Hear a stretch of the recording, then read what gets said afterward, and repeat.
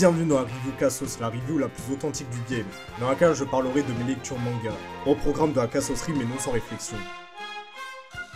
Eh ouais, deuxième review Cassos, avec un nouveau manga traité sur la liste, parce que oui, on fait évoluer l'émission, voilà, on met du budget dans le podcast. Donc la semaine dernière, il n'y a pas eu de podcast, parce que de un, je ne pouvais pas, et de 2, c'était la Golden Week, ça m'a la pute. Pour ceux qui ne savent pas, en fait, c'est une semaine de grève au Japon.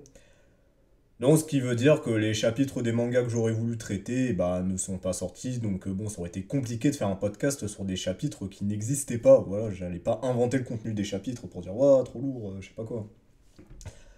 Donc voilà, c'est pour ces deux raisons qu'il n'y a pas eu d'émission. Et puis ça tombait bien, voilà, c'est un petit peu le destin, voilà, qui a fait en sorte que Golden Week tombait pile au moment, je pouvais pas faire de podcast review Cassos, c'est très cool.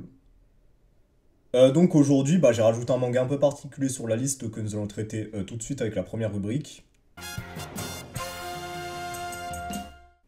Putain, j'ai été trop efficace dans l'intro, moins d'une minute. Et oui, on va parler de Dragon Ball Kakumei. Alors, vous vous dites sûrement, c'est quoi ça? Peut-être vous en avez jamais entendu parler parce que tout simplement c'est un manga non officiel et plus précisément c'est un fan manga français parce que oui nous consommons local et c'est pour ça que j'ai envie de traiter en partie ce manga parce que je me dis ça peut être bien un peu de donner de la force à des gens, voilà, à des Français qui se lancent dans le milieu du manga amateur, voilà, c'est cool l'initiative. Surtout pour sortir quelque chose de aussi lourd que DBK, vous allez le voir. Pour l'histoire, alors ce manga amateur, bah, il a été écrit et scénarisé par deux personnes, il me semble, c'est Darko et Renko, qui sont au scénario. Et une troisième personne qui se charge du dessin, qui est Poisson Labo. Alors on va un petit peu détailler concernant cet individu, parce qu'il faut savoir une chose. Premièrement, si je peux vous recommander pourquoi lire Dragon Ball Kakumei, pour résumer, c'est le manga que DBS aurait rêvé d'être sur tous les points. Voilà, il n'y a pas... je pense qu'il n'y a pas un point où je trouve Dragon Ball Kakumei inférieur à DBS, voilà. Oui, ça fait un peu kikou la comparaison dans le mode, ouais, c'est mieux que DBS, du coup c'est plus mieux ce que j'aime, mais je pense lisez, faites votre avis et vous aurez la même finalité que moi à mon avis. Poisson Labo, bah, c'est un mec très très très chaud en dessin, voilà, et ce mec est incroyable. Et en dehors du fait d'être très très chaud en dessin, il faut savoir un truc, c'est que ce mec a 19 ans, voilà. Comment foutre le somme aux trois quarts des gens, aux trois quarts des dessinateurs, voilà, t'as des mecs qui ont 25 ans, ils dessinent pas aussi bien que lui, même s'il est un des japonais en termes de dessin, je trouve. Après, oui, je sais, il y a une part de subjectivité, voilà, dans le style de dessin, mais bon, le mec, vraiment, d'un point de vue technique, c'est rare qu'il fasse des... C'est rare où tu te dises, oh, oh punaise, ah ouais, c'est moche. Surtout pour du manga amateur, ça, c'est quand... J'ai eu un peu la curiosité d'en lire deux trois des mangas amateurs vite fait, et bon, il y a des moments, tu vois, t'as la case où tu te dis, ouais, tu comprends pourquoi c'est un truc non officiel, tandis que là, c'est... Vraiment, tu me vends ça, je te dis, ouais, ouais, j'achète. Bah en plus, ouais, d'ailleurs, ils ont fait une campagne pour avoir les tomes en physique, si ça vous intéresse, voilà, allez voir leur réseau et tout ça, si ça vous intéresse. Voilà, le mec est très chaud en dessin, voilà ce que j'aime particulièrement. Bon, alors, normo, ce que je vais dire, parce que ça va faire très tendancieux, c'est que j'aime bien la manière dont il dessine les muscles, voilà, pour... Ouais, je suis genre de mec, en fait, ça me manque un peu, c'est bah, le fait que dans les mangas, les personnages, ils aient perdu cet aspect un peu stock et ultra solide sur leurs appuis, comme il pouvait y avoir avec le Dragon Ball de l'époque, ce qui s'est pas trop perdu avec DBS. Mais bon, avec certains mangas récents, vas-y, les personnages sont tout cuss, voilà, je trouve que ça perd, ils perdent en charisme, en crédibilité. Et puis bon, faut savoir un truc, mon personnage préféré c'est Jotaro Kujo, donc vous aurez compris que voilà, les mecs stokos, voilà, c'est ce que j'aime bien. Nos mots, je le rappelle. Ouais, voilà, le mec il se fait chier à détailler tous les muscles du dos, ouais, et tout ça. Pour avoir fait un peu d'anatomie, voilà, y a pas de. C'est très bien respecté, voilà, bien joué à lui. Quoique, je crois. Bon, là j'ai un plan où je vois des muscles du dos, j'arrive pas à les reconnaître. Mais bon, après, vas-y, j'avais fait anatomie, c'était en L1, donc ça dit il y a 2 ans, j'ai pas tous les muscles du dos en tête. Bref, le mec il est très chaud, et voilà, et je pense que rien que ça, déjà, ça va. Vous allez boire des Dragon Ball Kakumei comme ça, comme de l'eau. De l'eau bien, bien clean, sans rien. Donc voilà, un dessin magnifique. Allié à un scénario intéressant, voilà, il ne faut pas non plus sous-estimer le travail des deux collègues qui sont Renko et Darko, collègues de Poisson Labo, hein, pas les miens, voilà, je ne les connais ni d'Eve ni d'Adam. Oui, parce que j'ai dit que ouais, Dragon Ball Kakumei, pour donner mon avis, c'était ce qu'aurait rêvé d'être DBS. Et en termes de scénario, alors c'est très différent de ce qu'on a pu avoir dans Dragon Ball. C'est une démarche originale. Oui, oui, forcément que c'est original, vu que ça n'a jamais été fait avant, mais... une démarche, attends, j'ai pas le terme. Une démarche, ouais, on va dire audacieuse, je pense. Donc voilà, là c'est la partie où j'ai donné mon avis sans spoil. Donc ce que je vous invite à faire, c'est d'avant de skip le chapitrage, c'est d'aller lire Dragon Ball Kakumei parce que ouais, j'aurais pas trop envie de spoil. Voilà, ils ont fait un bon taf et je pense que ça mérite que comment putain, comment on dit? Que vous donniez de votre temps pour lire le manga. Bon après, il y a pas mal de chapitres, oui, mais bon après ça reste du manga, ça se lit vite. Voilà, si vous êtes pas non plus trop matrixé par TikTok avec un temps de concentration de 2 secondes, je pense que ça devrait le faire. Donc voilà, les lire, c'est du très très bon travail. Même si c'est pas sans défaut, forcément, vas-y, c'est pas. Il n'y a pas un manga sans défaut, voilà, ça n'existe pas, donc voilà, allez lire. Donc pour donner mon avis, bah, on va parler un petit peu du scénario, voilà, parce que c'est la première review du manga, évidemment, comme je l'avais fait précédemment. Donc en gros, Dragon Ball Kakumei, pour vraiment résumer le scénario, c'est à les anges des univers détruits plus les dieux de la destruction, qui sont revenus devant le grand prêtre et qui veulent se la donner, qui sont en mode oh, ah, t'as fait le fou à cancel nos univers, maintenant on va se venger. Et du coup, bah, le grand prêtre, bon, vu que c'est le grand prêtre, genre, bah, il les calme direct en les gelant dans le temps, mais cependant, ce gel temporel ne dure que 1 an de mémoire. Et en gros, bah, ça met un timer pour les autres univers en mode oui, il y a des gens très malveillants qui veulent détruire l'univers, du coup, vous avez 1 an pour vous entraîner, 1 an pour que vous deveniez pas des petites merdes, voilà. 1 an pour que Chaozu serve à quelque chose, peut-être. Donc voilà, et puis... Ah oui, et aussi, ouais, j'ai oublié d'évoquer ce détail qui est très important et qui apporte beaucoup de tension, et ce qui était un problème dans DBS, bah, c'est que Goku se retrouve emprisonné dans une sorte d'univers alternatif ou je ne sais pas quoi. Donc oui, Goku est en GAV prolongé, voilà, et ce qui fait que bah, les protagonistes devront vaincre la menace sans Goku. Putain, la vanne était involontaire, mais elle était tellement bien. Ouais, parce que bon, dans DBS, on va pas se mentir que Goku, il règle un peu trop tout, et que les autres personnages, forcément, ils passent en arrière-plan, et voilà. Alors que là, bon, ils ont réglé le problème, bah, certes simplement, mais intelligemment. Voilà, il n'y a plus Goku, donc les autres personnages pourront briller. Et de ce que j'ai vu dans Dragon Ball Kakumei, voilà, il y a des personnages qu'on avait un peu vus en arrière-plan qui tendent à devenir plus intéressants, même dans DBZ de base, genre par exemple Goten et Trunks. Voilà, qui gagnent un petit peu en importance. Pour aussi parler développement de personnages que j'ai vraiment kiffé, bah Vegeta, voilà, Vegeta. Bah après, Vegeta, il a pas trop été disrespect dans DBS de ce que j'ai en mémoire. Après, ça vient peut-être du fait que les arcs Granola et Molo, je les ai volontairement un petit peu à dégager ma mémoire. Vas-y, ça dégage ça. Donc ouais, il me semble pas qu'il y ait eu trop de dingueries à ce niveau-là, mais bon, là, vous allez voir un vrai Vegeta vraiment traité avec... traité à sa juste valeur, c'est-à-dire avec maturité, subtilité et... Non, je trouvais rien d'autre pour rimer, mais voilà, c'était du très très bon. Et aussi, ce que va introduire Dragon Ball Kakumei, parce que bon, ce qu'ont décidé les protagonistes, c'est de s'entraîner dans des univers différents en fonction bah, de leurs caractéristiques. Genre Vegeta avec Broly va s'entraîner dans l'univers 6 avec les Saiyan Playmobil, si vous vous en rappelez, genre Kiabe, Caulifla et Brolette. Kale, ouais, voilà. Donc, ce qui fait que forcément, Vegeta va rencontrer d'autres Saiyans. Et parmi ces autres Saiyans, il y a un personnage que j'ai beaucoup aimé dans son développement, c'est le roi de la planète Salada qui en gros bah, a été traumatisé par le fait d'avoir tout détruit de son village et de ses proches à cause de sa forme Super Saiyan. Du coup, bah, il voue une haine envers le Super Saiyan. Du coup, quand Vegeta il se ramène avec les Saiyans de l'univers 6 pour dire ok, on va s'entraîner au Super Saiyan, bon, lui ça l'énerve un petit peu, là, en mode oh, tu te fous de ma gueule ou quoi? Et du coup, bah, ils vont se taper et du coup. Putain, et comment je décris trop mal alors que c'est qu'elle est trop bien cette scène. Et de ce fait, bah, le roi va comprendre que bon, la forme de Super Saiyan, c'est pas tant la forme qui est mauvaise, mais c'est plus ce qu'on en fait, ce qui est mauvais, et que finalement, bah, il n'y a pas à rejeter ce qu'on a au fond de soi et tout ça. Donc Non, vraiment, le roi de la planète Salada, vraiment très bon personnage, j'ai bien aimé. Après, ouais, parmi les autres personnages, bah, j'ai rien. Ouais, j'ai rien de plus à souligner, mais voilà, du très très bon dans le traitement des personnages. Après, comme je l'avais dit avant la partie spoil, c'est que Dragon Ball Kakumei a une approche assez audacieuse de Dragon Ball, c'est-à-dire qu'eux, ils vont beaucoup se concentrer sur le développement des personnages, ce qui n'est pas trop fait dans Dragon Ball. Enfin, si, mais pas autant que ce que vous allez voir dans Dragon Ball Kakumei, c'est-à-dire qu'il y a des personnages qui sont introduits, donc forcément, ils ont le droit à leur développement.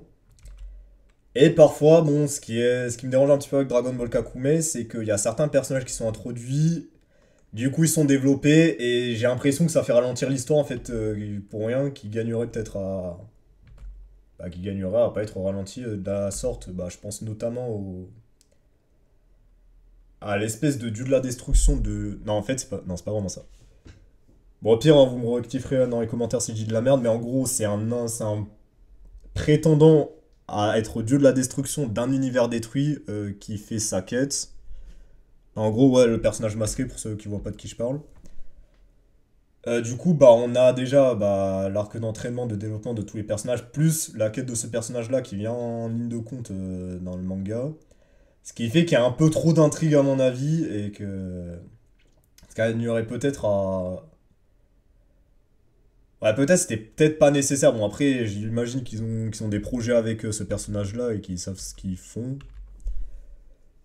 Mais j'avoue que bon, j'ai appris cet aspect-là un petit peu quête de ce fameux personnage, c'est un peu ralenti l'histoire. Bon, même s'ils ont réussi à faire en sorte que cette quête se recroise avec les protagonistes, justement, ce fameux personnage va dans l'univers 6 et il veut se la donner. Et c'est pour ça que là, on voit. Bah, du coup, je vais en venir au contenu actuel du chapitre. Du coup, il y a ce fameux personnage avec ses deux sbires qui foutent la merde dans la planète Salada. Du coup, il y a les Saiyans plus Vegeta qui vont se taper contre ces personnages. Et le contenu du chapitre 27, en gros, c'est Vegeta qui se tape contre ce fameux proto-dieu de la destruction et qui éveille l'Ultra Instinct. Ouais, parce qu'ils avaient dit, de toute façon, l'équipe de Dragon Ball Kakumei, que eux, ils se basaient sur le contenu de Dragon Ball Super jusqu'à Broly, et après, ils faisaient ce qu'ils voulaient. Donc, il y aura pas d'Ultra Ego, Ultra, je sais pas quoi, Ultra mes couilles. Peut-être qu'ils vont le mettre en place plus tard, on sait pas, mais. Donc voilà, donc c'est pour ça qu'ils ont pris le parti pris de faire en sorte que Vegeta ait l'Ultra Instinct. Donc voilà, parti pris intéressant, que j'aime bien.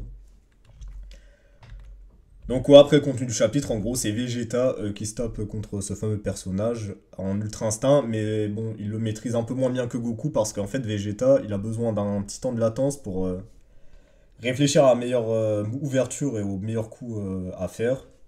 Et du coup, ce petit laps de temps qui fait le point faible de sa maîtrise de l'Ultra Instinct. Et aussi, ce que j'aime bien, alors je suis peut-être matrixé par Blue Lock, vous me confirmerez ou infirmerez dans les commentaires s'il y a un mec de l'équipe de DBK qui est là.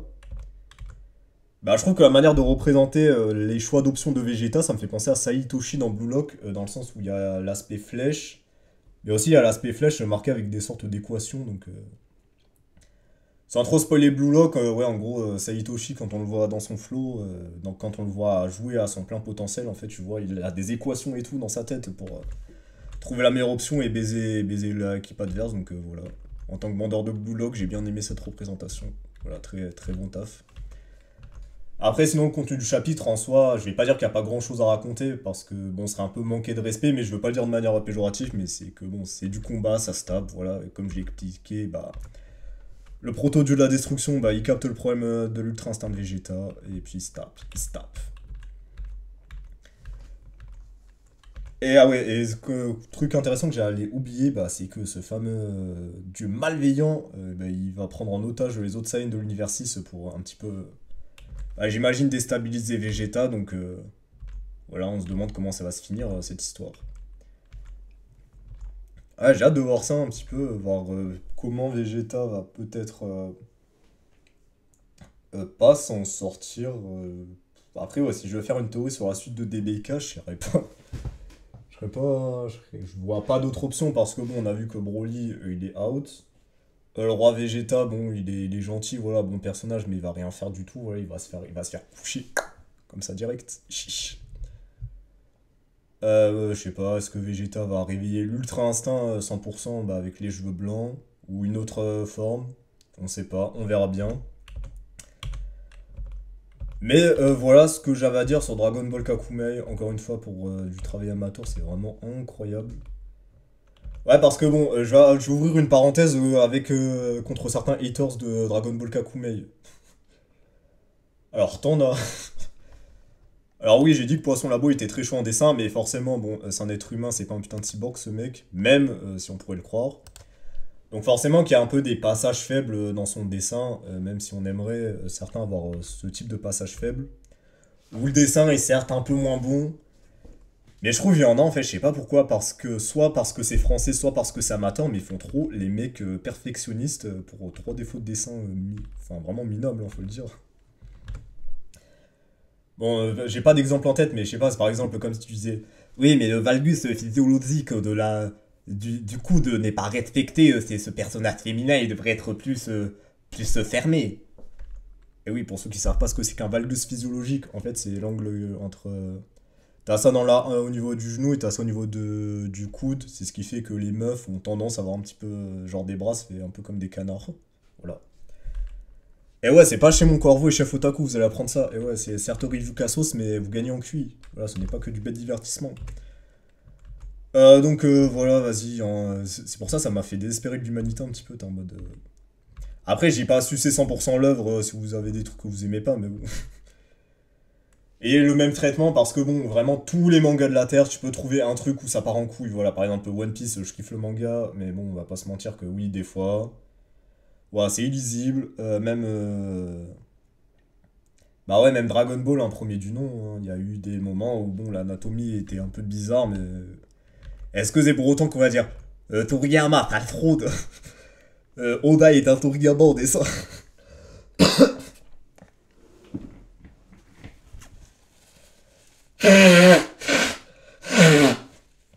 Là, je l'avais dit, c'était Ryu Kasso, je vais pas cut quand je vais moucher et tousser. Donc voilà, ça vraiment, vas-y, on a cassé les couilles pour rien, donc voilà. Bon, ça va pas être bateau ce que je vais dire, et je pense que oui, ils le font déjà, mais voilà, vous. Oui, bon, ils savent comment calculer les bonnes critiques et utiliser celles qui sont justifiées. Donc voilà, bah force à vous et dans vos projets si vous passez par là. Bon, je sais que c'est pas avec mon podcast que vous aurez du buzz, mais voilà, c'est toujours ça. Et au moins, moi, ça me permet de meubler un petit peu l'émission. Voilà, j'ai pas vous mentir. Et n'hésitez pas à donner un chèque, voilà, si vous voulez que je suis à 100% le manga. Voilà. Bon, allez, sans blague, on passe à la rubrique suivante avec Blue Lock.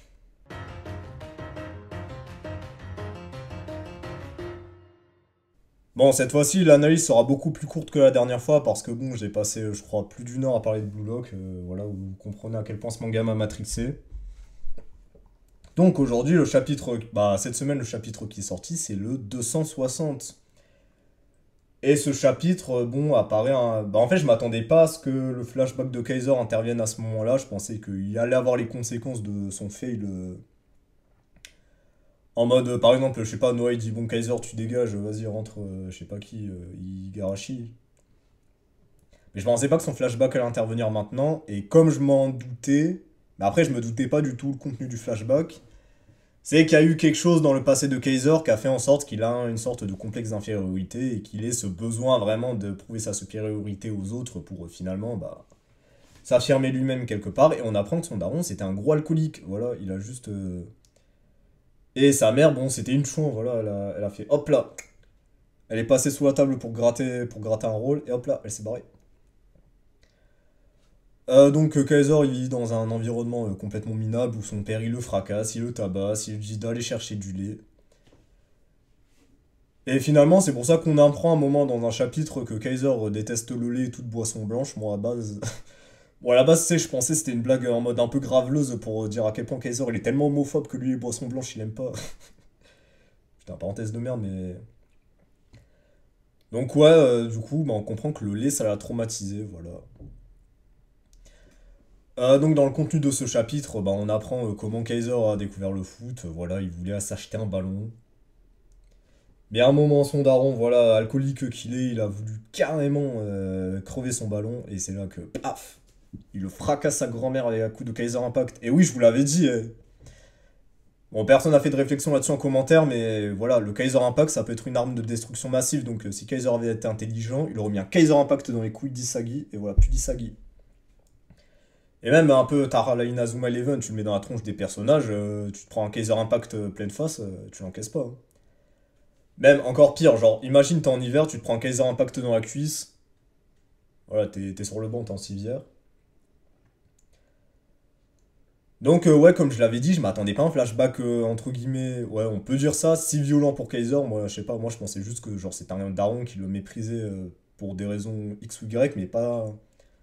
Ah, pas que ça soit juste un gros alcoolique, cassos, qui le force à voler et bah, être pauvre.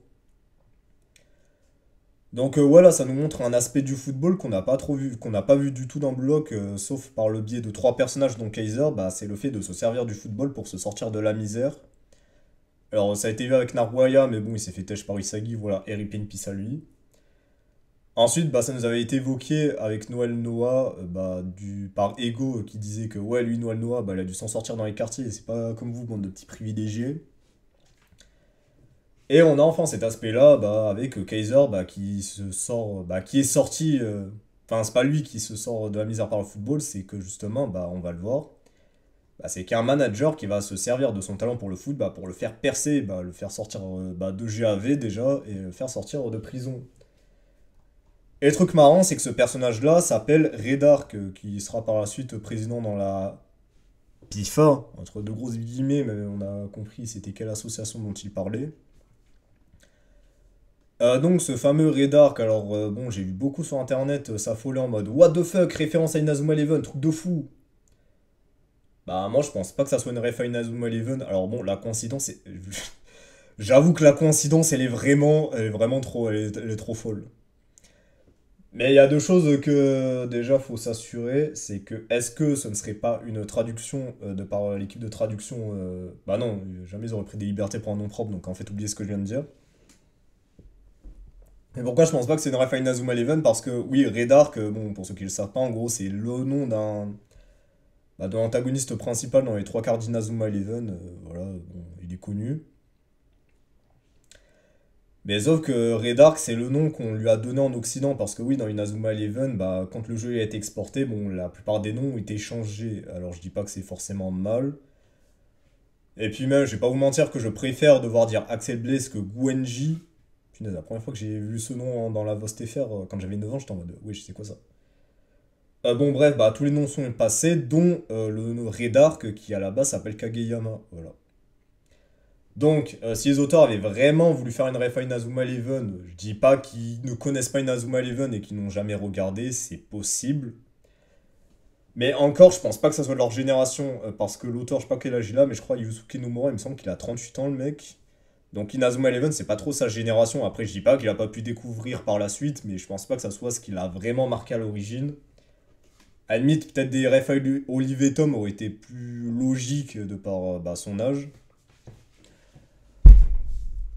Donc ouais, donc déjà je pense pas qu'ils auraient fait une référence à Inazuma Eleven spécifiquement. Et deuxièmement, bah comme je l'ai dit, même s'il y avait une ref à Inazuma Eleven et qu'ils connaissaient Inazuma Eleven, en fait ils connaissent le personnage de Redark seulement sous le nom de Kageyama, donc il n'y a pas de Redark. Voilà, c'était l'histoire. Donc sinon concernant le contenu de ce chapitre, bah après si je peux théoriser des choses, bah en fait ça revient à ce que j'avais dit la dernière fois. Bon je pense que le flashback de Kaiser va continuer bah, jusqu'au moment où il intègre le Bastard de Moonshine et qu'il devient bah, ce qu'il est, un joueur. Après ce qui serait intéressant... Ah putain merde, faut que j'articule, voilà. Ce qui serait intéressant de voir, c'est comment Kaiser a développé son complexe d'infériorité, ce besoin d'écraser ses adversaires comme on a pu voir avec Kisagi, mais bon ça a complètement flop. En fait, comment progressivement bah, le foot lui a servi à affirmer sa supériorité. Et je pense qu'au fond de lui, en fait, il veut traiter les autres de sous-merde, bah, parce que tout. Bon, après, oui, c'est logique ce que je vais dire, parce que bon, il a été traité toute sa vie de sous-merde. Et qu'au fond de lui, en fait, il veut. En fait, comment ça s'appelle? Il extériorise ses craintes envers les autres, bah, ce qui fait qu'il est complètement méprisable envers les autres.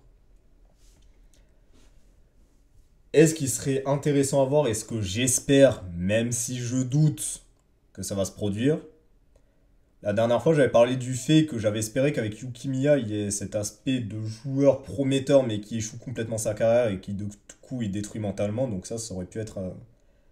Ça, vraiment, dans Blue Lock, on l'a vu qu'avec Naruaya, et sinon, bon, on l'a vu avec des personnages que secondaires, donc ça n'a pas été assez développé.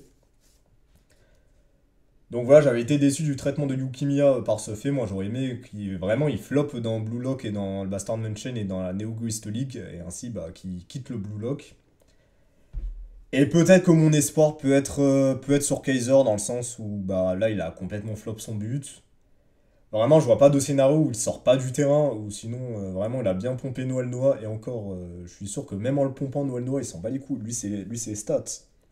Oh, t'as pas mis ton triplé dans le match, tu te fous de ma gueule. Allez, dégage. Ouais, peut-être il va sortir du banc. Bah, à mon avis, au retour du terrain, il va pas être en mode ok, j'ai compris la leçon, je vais m'allier avec Isagi, je vais jouer collectif. Mais non, il va faire pire que Barreau, je pense. Il va rentrer dans le terrain, il va être pire que tout. Bon, en gros, le plan de figure que je vois, c'est que. Plan de figure, ça veut rien dire. Bon, bref, de toute façon, c'est Ryu Cassos, hein. En gros, ce que je vois, c'est que Kaiser se fasse remplacer par Noël Noah et que Julian Loki entre dans le terrain histoire qu'on le voit lui aussi. Et que Kaiser sur le banc, bah, il y a une grosse introspection de vraiment comment niquer la merde d'Isagi, clairement. Et que dès qu'il rentre sur le terrain, tac, il retente un truc, mais que bah, là, ça flop encore. Donc, bah, il y a deux cas de figure. Option 1, ce que j'espère vraiment, bon, même si vraiment, on va pas se mentir, ça va pas se passer, c'est que Kaiser bah, finisse sa carrière sur ses enchaînements de flops et qui ne joue plus du tout pour la Neo Goist League. Qu'à la fin du match, il perd son transfert pour le Real Madrid et son offre, donc bah, ce qui le détruit encore plus mentalement. Donc finalement, ça en fera un personnage qui sera condamné à rester au Bastard Mansion. Et de son point de vue, bah, condamné à être inférieur à Noël Noah, parce que oui, Kaiser, bah, comme on l'a vu de manière assez subtile, bah, c'est qu'il a pas une conscience absolue en lui dès qu'il s'agit de s'opposer à plus fort que lui, ce qui est la différence avec Isagi qui lui, dès qu'il voit Snuffy ou Noah, il se dit ah ouais, et vous, je vous un V1. Donc voilà un Kaiser qui sombre dans le désespoir et qui peut-être finira alcoolique comme son daron. Donc ça serait assez, bah, serait tristement marrant et intéressant à la fois. C'est des mots, ils ont rien à voir ensemble, mais je les ai fusionnés en un, tu sais. Donc voilà, peut-être un futur d'un Kaiser alcoolique qui regarde, bah, un peu comme le flashback de Barrow dans son... Pas le flashback, mais... Si vous vous rappelez la scène de Barrow où il se voit dans un futur alternatif alcoolique à regarder Isagi à la télé, bah peut-être ce sera Kaiser, mais dans la réalité. Donc voilà, je trouve que ce serait aussi bien de représenter dans le foot bah, cet aspect un petit peu de talent gâché et carrière éteinte. Alors bon, certains penseront au cas de Hatem Ben Arfa, mais je pense pas à des cas comme ça, parce que bon, lui, quoi qu'on dise, oui, talent gâché certes, mais il aurait eu mérité une meilleure carrière, mais il a eu une carrière, donc... Moi, je sais pas, je pense à des joueurs en centre de formation bah, qu'on a peut-être jamais connus, qui avaient un putain de potentiel, mais qui pour des raisons X ou Y n'ont jamais pu percer, et qui du coup bah, ont flop et ont carrément échoué dans leur vie. Et donc Kaiser, ça pourrait être la représentation de ça, et aussi bah, un personnage qui échoue dans le Blue Lock, voilà, c'est ce qui me manque vraiment. Oui, parce que bon, ça y est, l'élimination de Nagi dans la Neo East League, j'y crois pas du tout, hein, tout comme Réo. Voilà, comme j'avais expliqué la dernière fois, il a trop de fanboy et une fangirl. Et en plus, il y a un film qui lui a été dédié, qui est sorti il y a pas longtemps, donc bon, on n'avait pas... C'est pas demain la veille qu'il va se faire dégager, si vous voyez ce que je veux dire, donc voilà. Et sinon, la deuxième option, bah bon, scénario classique, hein, Kaiser arrive sur le terrain, il fait le fou, mais Isagi arrive à le manipuler, à le prendre un petit peu par les cornes pour lui faire comprendre de vas-y, joue avec moi STP mec. Du coup, Kaiser il joue avec Isagi. Ou même, bon là vraiment, ce serait vraiment, je pense que ce serait vraiment nul à chier, mais vraiment que genre Isagi fasse une passe décisive à Kaiser, ouais, vas-y. Là, je trouve qu'on rentrerait un petit peu dans la niaiserie et ça gâcherait un petit peu le message de... Bah, je trouve le message de l'arc, hein, finalement, de Imposto, nique ta mère, en fait. Ouais, parce que bon, on va pas se mentir, Isagi il a redonné une carrière à Yukimiya, sinon sans ça, bah, il finissait à McDo, le frérot. Non, en vrai, il avait une carrière dans le mannequinat, donc en vrai, ça aurait pas été si pire que ça. Ouais, vraiment, j'aimerais pas qu'il refasse le coup de vas-y, il redonne une carrière à Kaiser en mode vas-y, je vais te faire passe décisive parce que seul ton Kaiser Impact dans ce cas de figure peut amener à la victoire. Et encore, plus je réfléchis, plus je me dis, je crois, ça va vraiment être ça. Pourquoi? Parce qu'à un moment, il y a Monsieur Julian Loki qui va rentrer sur le terrain, voilà, vous n'allez pas me la faire à moi. Il l'a eu, sa page cover dédiée. Il nous a été teasé, il a clairement dit ouais, moi je me sers de la Neo East League pour former mon petit Charles Chevalier pour qu'il me fasse des passes d'enculé, histoire que je mette des buts de malade mentaux. Donc à mon avis, on va voir ce tandem en action et Julian Loki va poser de sérieux problèmes à l'équipe allemande, hein, forcément, vu que c'est Mbappé et bon, il trace sa mère. Et je me dis comment contrer, enfin comment. Bah ouais, comment contrer quelque chose qui trace sa mère, à part un tir qui trace sa mère pour marquer des buts, hein, parce que. Ouais, j'imagine un tir qui soit plus rapide que Julian Loki, ou qui aille aussi vite que lui, qui du coup ne puisse pas l'arrêter, donc je me dis que ouais, il y a que le Kaiser Impact pour ça. Et que Isagi se dit la même chose, et qui du coup soit obligé de lui faire la passe. Mais après, en même temps, ce sera incohérent avec le fait que pour finir premier de la Neo Auguste League, faut au moins avoir mis un triplé par match à chaque fois. C'est ce qui a été montré avec Barrow et Rin, comme je l'avais dit la dernière fois. Donc là, si Isagi arrive à être premier de la Neo Auguste League sans avoir mis de triplé, voilà, on aura vraiment ce sentiment que tout réussit un peu trop facilement à Isagi dans cet arc. Parce qu'à partir du match contre les Uber, ouais, je trouve c'est. Ouais, il y a un peu trop ce sentiment, comme on appelle ça dans la fiction, le Gary Sous, c'est-à-dire en gros le héros bienveillant, gentil, qui a tout le monde et qui réussit tout. Voilà, en gros c'est Jésus dans les fictions si vous préférez. Donc voilà, si on peut sortir cet aspect-là du personnage. Allez, le long de consolation, c'est le fait que Kaiser fasse une passe à Isagi. Mais bon, j'imagine mal ce cas de figure parce que. Imaginez reprendre en volée un Kaiser Impact. Voilà, ça me paraît assez chaud. À moins que, bon, après, le but serait peut-être pas spectaculaire, mais bah, il serait logique. C'est en mode Isagi fasse un gros contrôle poitrine, même il faudrait qu'il fasse un contrôle abdos, le bordel, pour dévier Kaiser Impact et le mettre dans le but.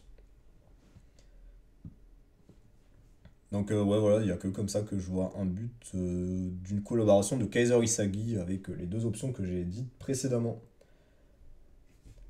Donc voilà, j'attends de voir la suite, j'attends de voir Kurajin en action enfin. Voilà, parce qu'on nous l'a teasé cet enfoiré, qui fasse quelque chose au moins. Une petite intervention offensive, voilà, qui d'ailleurs, ce serait intéressant que ce soit un mec qui soit ni dans la formation Kaiser ni dans la formation Isagi, qui en gros fasse sa vie de son côté. Ouais, non, en fait, ça marcherait pas, je pense. À lui seul, il pourrait rien faire dans l'équipe allemande, donc en fait, non, ça marcherait pas, je pense. Comme je l'ai prédit, je pense, il y a, comment ça s'appelle, il y a la tête de Igarashi, j'oublie toujours son prénom, bref, le chauve. Ouais, il va forcément intervenir pour donner un coup franc ou un penalty à Isagi. Mais après, j'avais dit, ouais, j'imagine mal Isagi tirer un coup franc, donc ce sera forcément un penalty, mais j'avais pas réfléchi à une option qui était toute conne, et j'y avais pas pensé, c'est vrai que c'est très con. Bah, ouais, il peut être tiré par Iori aussi le coup franc, et donc donner une occasion à Isagi qui mette son action. Voilà. Ça me paraît assez lunaire que je n'y ai pas pensé, mais bah, j'y ai pas pensé. Après, là, je viens de penser à un truc. J'avais parlé tout à l'heure du fait que Julian Loki mettra peut-être son but. Et finalement, bah, est-ce que ça marquerait pas comment ça s'appelle, la décadence de Rin, cet arc? Dans le sens où enfin Isagi se détachera de Rin et se montrera plus indispensable que lui en tant que joueur de l'équipe future U20 du Japon. Parce que ouais, si le cas de figure que j'ai évoqué se réalise, bah, ça voudra dire que Rin aura marqué zéro but dans le match et qu'il aura eu aucune action majeure, hein. Bah déjà, il aura eu des pertes de balles. Enfin non, il aura. Si, ouais, si, il aura eu des pertes de balles. Et il aura gâché une occasion de but parce qu'il aura voulu faire le malin à Isagi en le prenant par le col en mode Eh, regarde ma reprise de volée. Donc ouais, ça pourrait être aussi intéressant que ce match-là serve pour Isagi qui se détache et qui s'affranchisse de Rin et que Isagi soit titulaire indiscutable par rapport à lui. Et que finalement, bon après je dis pas que Rin va être dégagé du Blue Lock, bon c'est un joueur c'est trop fort. Il me paraît trop fort pour être juste bête remplaçant, mais qui serve vraiment de doublure et que dans la formation Blue Lock, en fait, ils inversent leur rôle, c'est-à-dire que ce soit Rin qui serve d'ombre à Isagi et non pas l'inverse. Et c'était tout ce que j'avais à dire concernant Blue Lock. J'attends de voir la suite, même si j'ai peur du scénario de Isagi qui sauve Kaiser. Voilà, c'est non. À un moment, oh, les auteurs, faut assumer les messages de vos mangas. Bon, après, je dis pas qu'il faut qu'ils s'insultent leur daron H24 et les personnages entre eux, mais. Ça y est, on a assez de niaiseries dans certains mangas comme ça que nous allons justement évoquer avec. My Hero Academia et le chapitre 421, si je dis pas de la merde, et de toute façon je vais vérifier à l'instant, bon. Mais de toute façon, je vous l'ai dit, My Hero Academia, ça m'a éteint dès l'instant où on a ressuscité Bakugo. Alors, bon, j'ai relu le passage en question, et j'ai dit de la merde sur un point, je m'excuse, voilà. En effet, Headshot, lorsqu'il s'insère dans Bakugo, il prend le soin de se désinfecter. J'ai oublié d'évoquer ce point-là, je m'excuse. Voilà, j'ai tort, ça rattrape tout. Non, c'est pas vrai, mais... Mais voilà, il se met un couteau et ça désinfecte. Mais vraiment, si je veux être chipoteur, normalement, tu te mets plus qu'un coup d'eau pour te désinfecter de grosses blessures sa mère. Non, ça n'existe pas. Donc voilà, le chapitre 421, bah, il commence, voilà, t'as tous les personnages, ils rentrent, ils apparaissent depuis les portails en position de Izuku contre All for One, et qui est Shigaraki, et qui est ton daron en gros slip. Pourquoi j'ai dit ça, je sais pas. Clairement, bon, vraiment, tu visualises la scène de Avengers Endgame avec tous les portails qui partent. Ouais, vraiment, tu remplaces déjà où la cavalerie est là, tu la remplaces par Avengers, ça un rassemblement, ou Academia, un rassemblement. Ouais, on a compris que Horikoshi aimait bien les comics, donc voilà, il s'est gavé pour la référence, voilà, s'il veut, il se fait kiffer. De toute façon, le mal est fait, j'ai envie de dire. Après, bon, ils essaient de taper All for One, voilà, ça ne marche pas parce qu'il y a 3 milliards d'altères. Ses amis l'encouragent, voilà, parce que Izuku, vas-y, faut l'encourager. De toute façon, dans cette putain de classe, c'est le seul mec efficace, voilà. Voilà, t'as tous les PNJ qui sont en mode, bon, vas-y, on pue sa mère, heureusement qu'il y a lui pour nous rattraper, hein. Ouais, voilà, ouais, pour revenir à la référence de Avengers Endgame, donc peut-être qu'on aura la mort d'un personnage majeur du côté des héros un peu mentor, c'est-à-dire, je sais pas, All for One qui fasse, je sais pas, qui meurt à la Tony Stark. Je sais pas, j'ai dit des trucs au pif comme ça, mais on sent qu'il a envie de faire les refs à tous les comics qu'il aime bien, hein, entre l'armure d'All Might, bon, on a compris la référence à, évidemment, Batman. Ouais, également la référence avec les portails et le combat final qui reprend le combat final de Endgame, hein, clairement. Donc voilà, il va se faire plaisir au niveau des références. J'ai aussi lu le chapitre 422 en anglais, donc je n'ai pas envie de le traiter parce qu'il y a peut-être des subtilités qui m'ont échappé de par le fait que c'est pas ma langue maternelle. Mais globalement, en fait, le contenu du chapitre, c'est Izuku, il se fait encourager en mode allez, Izuku, vas-y, fais de ton mieux. Vraiment, tout, vraiment, tout le chapitre, c'est do you best, do you best, do you best dit par tous les personnages secondaires, même les personnages secondaires qui apparaissent dans les films. Et oui, il faut les rentabiliser, ces enfants. Et en gros, il va mettre une patate à All for One, et voilà. Et j'espère qu'il va se terminer là, le manga, parce que vas-y, c'est bon, c'est pitié, pitié. Ah oui, peut-être il y a un personnage qu'on découvre, on sait pas trop grand-chose là-dessus. Peut-être c'est le père d'Izuku, peut-être qu'on le verra, cet enfoiré. Mais après, je me dis, est-ce que c'est nécessaire de l'introduire? Je pense pas. Bon, au vu du fait que son fils a l'air de bien se démerder sans lui, ouais, peut-être à l'épilogue en mode qui disent c'est bien, t'es devenu un grand héros. Pendant qu'il était là à être, je sais pas, acheter des clopes au PMU du coin, à parier sur des chevaux. Voilà, moi je maintiens un théorie, c'est un alcoolique le père d'Izuku. La fête vos dés, mais moi je pense qu'il est alcoolo. Donc ouais, vu que la sélection My Hero Academia est courte, je vais en profiter pour parler d'une vidéo sur le sujet qui est très intéressante et qui est française. En plus, voilà, on consomme local ici dans la review Cassos. Bah en gros la vidéo pour ceux, ouais, elle a fait pas mal de, elle a eu son petit buzz. Ça s'appelle La chute de My Hero Academia et voilà. Ah, après elle est longue, mais elle est bien. Donc cette vidéo La chute de My Hero Academia, bah voilà, je suis d'accord sur beaucoup de points là-dessus. Même si, même je vais dire les trois quarts des points, je suis d'accord avec le mec, en fait, il a mis un mot sur ce que je voulais dire. Ah, parce qu'à savoir que la vidéo, je l'avais pas regardée avant de faire ma dernière review Cassos. Après, il y a un point où je suis pas d'accord, c'est quand il trouve ça un peu nul, le fait que All for One prenne possession du corps de Shigaraki bah, à la fin de la guerre de libération. Moi, je trouve pas que ça soit un si mauvais point parce que, comme je l'avais dit la dernière fois, pour moi, ça montre la divergence bah, des relations Shigaraki All for One et Izuku et All Might. Là où All Might est un moteur pour Izuku de manière altruiste, où il veut aider bah, et améliorer le monde. Là où All for One est un mentor bah, pour un but complètement égoïste et Bah, et remplir, juste remplir ses objectifs d'avoir une vie éternelle, hein, voilà.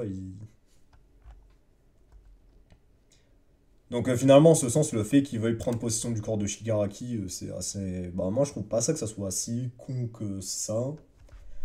Aussi, ça montre bien la différence de relation qu'il y a entre les deux Mentor Relay, que ce soit du côté des vilains. Putain, ce nom, il me fait trop rire. Et du côté des héros, là où c'est sain, et de l'autre côté, c'est malsain. Voilà, j'avais pas d'autres adjectifs plus adéquats, mais bon.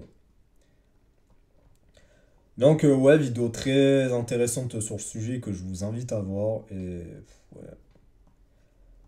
Le mec, il avait de l'or entre les mains. Après, là où je suis pas d'accord avec lui, c'est que je trouve que le manga est vraiment devenu catastrophique à l'instant de la mort de Bakugo, alors que lui voyait des défauts avant.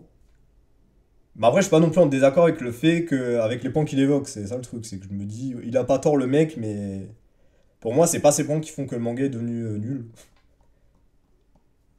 Ah, pour moi, c'est vraiment l'instant de la mort de Bakugo. Même la guerre finale elle commençait bien, je trouve, mais elle a été gâchée. Ouais, peut-être ça va énerver les gens et je m'en bats les couilles, mais bon, vas-y, Horikoshi, termine ton manga, et je pense que je vais dire ça à chaque fois. Mais bon, je pense que là, le chapitre va. Enfin, je veux dire, le manga il se termine dans 2 chapitres au maximum. J'espère, hein. J'espère qu'il se termine chapitre. Allez, on lui laisse maximum chapitre 425 parce que vas-y, ça commence à bien faire. Merci pour les travaux, voilà, t'as fait de bonnes choses. Tu t'es très chaud en dessin, ça on peut pas te l'enlever par contre, mais. C'est pour ça les Jump c'est des assassins là, avec leurs éditeurs de cons. Je suis sûr que c'est eux qui ont mis un gun dans la tente de Ricochet pour lui dire ressuscite Bakugo, putain. Ah, mais laissez les auteurs finir leur manga là, putain. Et j'espère avec One Piece, ça va pas faire ça, qu'à un moment, ils vont prolonger le manga inutilement. Bon, après, on va se dire, ouais, t'es mon One Piece, mais c'est aussi long, mais. Oui, on sent qu'il a des trucs à raconter, tu vois. Bon, après, oui, il part un peu trop dans tous les sens à certains moments, mais. Voilà, tu sens qu'il a pas été pris en otage pour continuer son manga, donc voilà. Et justement, on va l'évoquer, ce fameux manga qui est One Piece.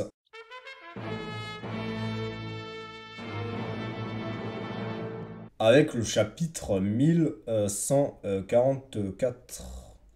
Alors, pour l'histoire, j'ai relu le chapitre 1113, et à un moment, il y a Vegapunk qui dit un dialogue assez intéressant, donc je vais rebondir dessus. Bon, je vais le retrouver, mais en gros, il dit je ne suis pas en cap. Oui, quand il parle du siècle oublié et tout le bordel.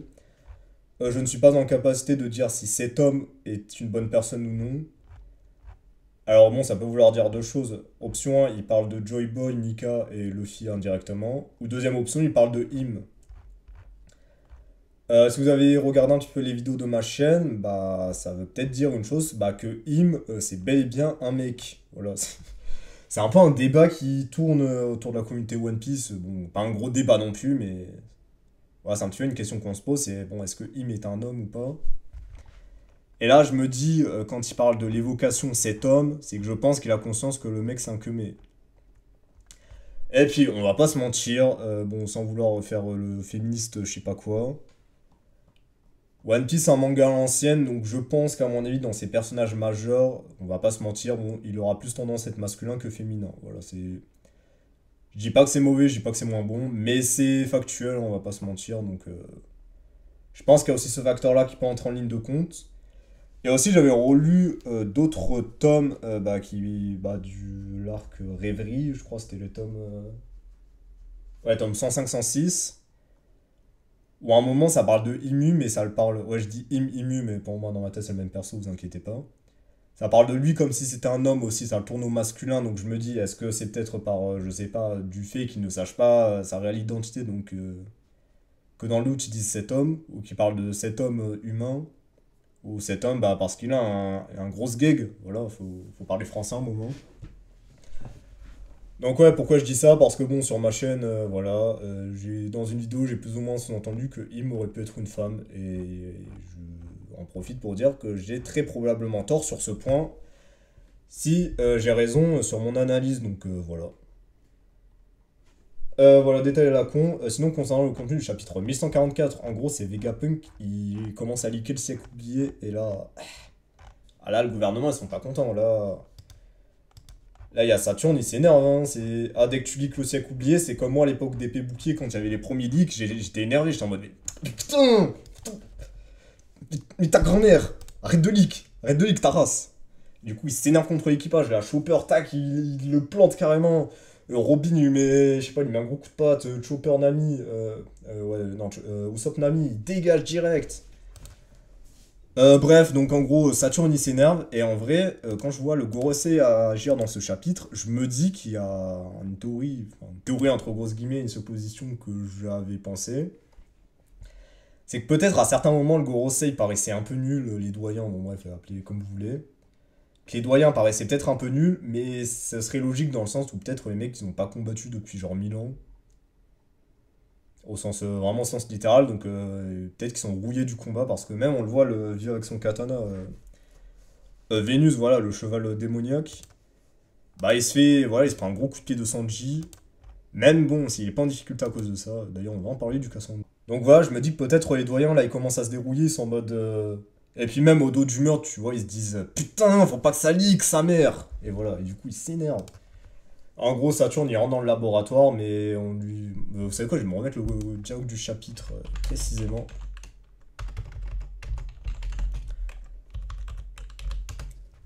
Ouais, il a deux doigts de détruire la sorte de générateur, mais bon, il se retient parce que les autres doyens ils disent oh, tranquille, tranquille Saturne. Ah non, c'est. Ah non, attends, non, c'est moi qui dis là. Non, c'est moi qui ai une fausse mémoire. C'est. Il détruit un truc qui croit être l'origine du diffuseur, mais non. Mais d'ailleurs, Saturne, ce qui me fume, c'est que en 3 frames, il est passé de ah, il bégaye contre l'équipage un petit peu à. Et vas-y. Eh, vas-y. Ah oui, et aussi un autre plan qui m'a fait rire, voilà, pour être dans l'aspect un peu cassos. C'est quand Vegapunk commence à parler du siècle oublié, il y a un plan sur Robin qui m'a bien fait rire. Parce que je me dis, en fait, clairement, il spoil le siècle oublié à Robin. Et je me dis, est-ce qu'elle serait pas dégoûtée un petit peu de se faire leak? Est-ce que finalement, attention aux théories, bon, qui a 0% de chance de se réaliser, est-ce que Robin n'aurait pas fait exprès de laisser passer Vénus, putain pas Vénus, Saturne, pour que justement il coupe la diffusion pour pas qu'elle se fasse leak le siècle oublié, parce que elle veut découvrir le contenu. Parce que oui, en soi, son rêve, elle, c'est de découvrir le siècle oublié. Non, voilà, blague à part, en plus, c'est pas vraiment ça, parce que bon, Vegapunk il dit qu'il a pas tout le contenu à 100% du siècle oublié, donc on suppose que Robin aura quand même des éléments de réponse à avoir de son côté. Donc voilà, c'était vraiment pour la petite blague. Donc on apprend que, en gros, le niveau des eaux commence à monter. Mais après, ce que j'ai un peu du mal avec ce chapitre, c'est que les transitions sont cheloues, genre ça parle de. Ouais, en gros, un peu après la fin du tournage, il y aura un énorme tremblement de terre. Et bah, il y a eu un énorme tremblement de terre juste directement, donc ça, j'ai pas compris en fait, ça parle. Après, c'est peut-être. Bon. Oui, j'ai pas la traduction officielle de Glénat, voilà, je le dis. Peut-être que c'est une maladresse de traduction. Mais ouais, la transition est faite de manière bizarre, en fait, t'as l'impression que ça se passe en même temps que la diffusion, alors que le tremblement de terre est censé avoir lieu après la diffusion, mais là, les personnages croient en message de Vegapunk parce que ça a lieu pendant. Ouais, mais moi je me suis perdu avec mes explications, mais c'est pour vous dire à quel point j'étais perdu là-dessus. Donc ouais, ouais, l'aspect des transitions, bon, j'ai un peu du mal. Et puis aussi, bon, voir vraiment tous les personnages réagir au fait de ouais, oh là là, Vegapunk qui fait leak le siècle oublié, c'est pas spécialement nécessaire. Et vas-y, va à l'essentiel, mec, va à l'essentiel. Pour Doflamingo, bon, on comprend que ça le fait marrer parce que vas-y, lui, on pense qu'il a le seum depuis être un dragon 16, donc il est en mode ah ouais, bande d'FDP. Ah ouais, vous voulez. Voilà, on va faire leak vos secrets. C'est bien fait pour vous. Ouais, genre les habitants. Après, bon, pour les habitants de Water 7, ça peut être un peu cohérent par rapport à leur histoire, avec la ville qui monte, qui descend. Bon, voilà.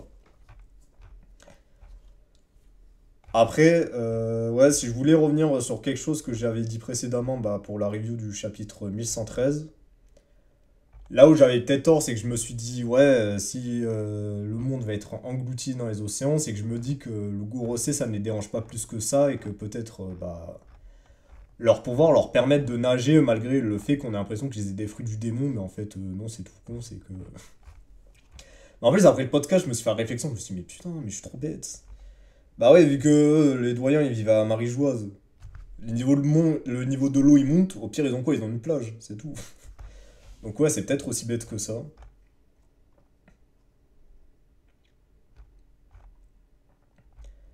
Ah oui, on voit enfin le robot être en action.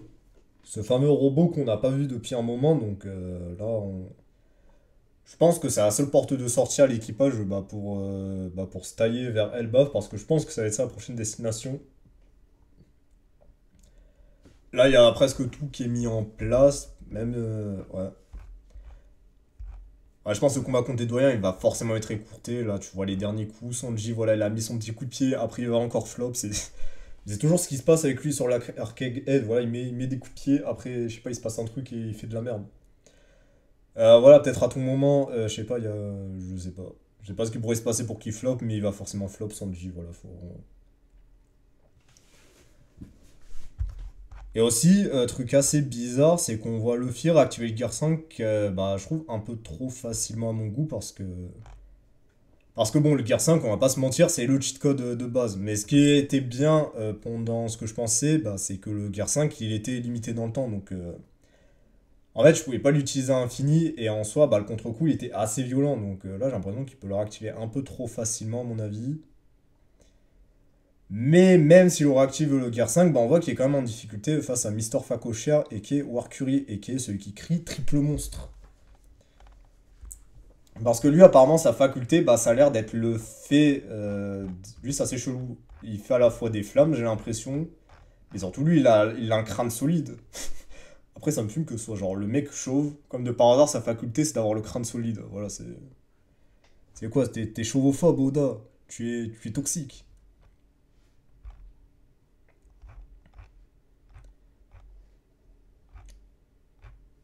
Ouais, donc on découvre le fameux Mother Flame dans ce chapitre. Mais là, vraiment, vu de.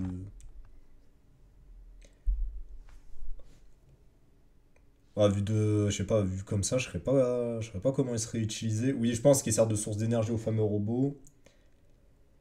Et que forcément le gouvernement veut s'en emparer bah, pour plus dominer le monde et tout le bordel, on suppose. Mais voilà, après, ce qui est un peu... Oui, évidemment, on apprend à la fin du chapitre, mais... C'est vrai que je trouve pas que c'est une révélation si impactante que ça, dans le sens où on apprend qu'il y a 900 ans, le premier pirate, bah, il s'appelait Joy Boy, et Joy... Putain, Joy Boy. Ouais, c'est ça, ouais, Joy Boy. Et qu'il avait le corps élastique, et voilà, donc on sait pas. Après, là, ce qui est assez chelou, c'est que. Après, ouais, peut-être j'ai sauté un truc, parce que ouais, dans One Piece, il y a tellement de chapitres et d'informations qui partent dans tous les sens souvent. C'est que Vegapunk nous dit que les fruits du démon sont issus de l'imaginaire des gens. Donc en gros, je sais pas, il y a un mec qui imagine, tiens, putain, ce serait plus cool que je sois un homme girafe. Bah paf, il y a le fruit de la girafe qui tombe. Vraiment, c'est le pire exemple qui m'est venu en tête parce que vraiment, rien que de me dire que ça existait, bah, ça me fume de rire. Donc en gros, les fruits du démon existent parce que bah, ça vient d'un imaginaire. Donc en fait, le fait qu'on nous parle de Joy Boy qui se battait lui aussi avec un corps élastique, bah ça veut dire qu'en fait, il a vraiment existé le mec. Et que du coup, en fait, est-ce qu'il avait un corps élastique parce que lui aussi il avait mangé un fruit du démon issu de Nika? Ah non, non, non, attendez. Ah non, non, attendez, ça peut être expliqué d'une autre manière. Non, en fait, le fruit du démon Nika vient de l'imaginaire des dieux d'Elbaf avec ce dieu-là. Et Joy Boy est un autre mec qui a mangé ce fruit, mais sans que celui-ci soit Nika. Voilà, non, en fait c'est moi qui suis con, excusez-moi. Donc, ouais, non, en fait, non, pas trop de problèmes à signaler à ce niveau-là. Donc, après, ouais, pour refermer ma parenthèse dans le crochet, c'était pour dire qu'on apprenait que Joy Boy était le premier mec à avoir pris la mer, qui a été le premier pirate. Bon. Après, certains se diront, waouh, révélation de fou, la connexion avec Luffy, c'était son destin, mais après, bah après, je vais pas dire que je m'en doute. En fait, ça me choque pas plus que ça. Je me dis, ouais, c'est un mec, il avait l'air de vouloir la liberté, donc qu'il prenne la mer, ça me paraît pas illogique. Donc,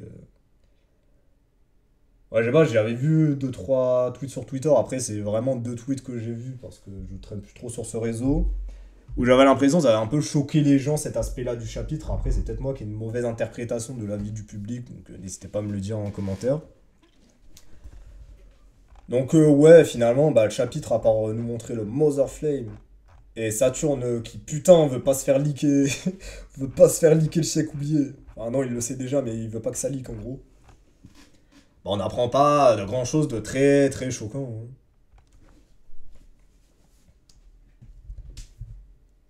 Après, ouais, si je vais faire des théories sur la suite. Bon, après, c'est pas un chapitre à chier, mais c'est pas le chapitre du siècle. Et en plus, vas-y, la pause de la semaine prochaine, j'ai trop le seum. Donc, en fait, ça en dit pas tant que ça, hein. Vraiment, entre le contenu de la fin du 1113 et celui-là, bon, on n'a pas appris. Vraiment, on a deux informations. Ok, le monde va être englouti et Joy Boy bah, a été le premier pirate. Et il a existé il y a 900 ans. Parce que le fait que le siècle oublié, ça a été un siècle qui a été volontairement oublié, cancel par le gouvernement, on s'en doutait. Après, ça a pas, ça, je crois, ça n'a jamais été explicitement dit dans le manga. Mais de notre côté, on le savait, voilà, c'est un petit peu. Non, j'avais fait une comparaison avec Pokémon, mais bon, après, ça aurait fait trop de parenthèses dans les crochets. Mais en gros, ça a été officialisé, donc ouais, pourquoi pas, mais bon, en tant que lecteur, ça ne me sert pas de révélation. Vu que Jolly Boy soit le premier pirate, bon, on se doute bien que voilà, le gouvernement, il faisait pas des trucs pro-gouvernement, voilà, si vous voyez ce que je veux dire. Donc ouais, la suite du manga, bah, je la vois de sorte à ce que bah, le robot aide l'équipage à s'enfuir. Et que le Goro... Après, ouais, le Goro, je sais pas. Est-ce que vraiment Vegapunk il va réussir à tout leak ou pas? Ou est-ce qu'il y a... Ou est-ce que tel Nintendo, ils vont envoyer leur ninja aussi au gouvernement mondial? Ils vont envoyer Chevalier Divin, les personnages qui ont été teasés au pif comme ça. Parmi les 3 milliards de personnages. Peut-être. Ou peut-être qu'il y a aussi une théorie qui dit en mode ouais, bah ça va être coupé pile au moment où elle allait dire la dinguerie qu'il fallait pas être dite, mais. Bon, ouais, je sais pas. Donc ouais, le plan, le robot il a l'équipage à s'enfuir, ils vont vers Elbaf, et puis ils complotent contre le gouvernement, et ça fait office d'arc Elbaf. Et je pense que l'arc Elbaf sera plus un arc d'entraînement, enfin pas d'entraînement, mais genre. Punaise, j'ai trop Dragon Ball Kakume en tête pour ceux qui ont la référence. Ce sera plus un arc ouais, de développement de ok, c'est passé quoi avant, Nika, c'est quoi concrètement, Luffy, t'es quoi en vrai, la vraie origine des fruits du démon, je pense que tous les mystères du gouvernement vont être déliés à ce moment-là. On a un plan d'action contre le gouvernement, on lui baisse sa mère, et puis Barbe Noire, il fera sa vie. Et puis, voilà, j'attends d'en voir. En plus, vraiment, le doyen qui ont l'air de se bouger le cul, donc voilà, j'espère en voir encore plus parce que. Non, vraiment, ils ont des designs trop chauds pour qu'ils soient des flops. Mais là, voilà, le Saturn, il se rattrape. Bon, même ça aurait mérité. Non, il aurait pas pu mettre un kill dans l'équipage, mais. Voilà, Saturn, oh, il s'énerve enfin, il prouve qu'il est plus le petit. Voilà, on a trop mal parlé de lui, mais c'était un peu méritant, on va pas se mentir. Donc voilà, c'est la fin de cette review Cassos, donc n'hésitez pas à donner votre avis en commentaire. Et sur ce, ciao!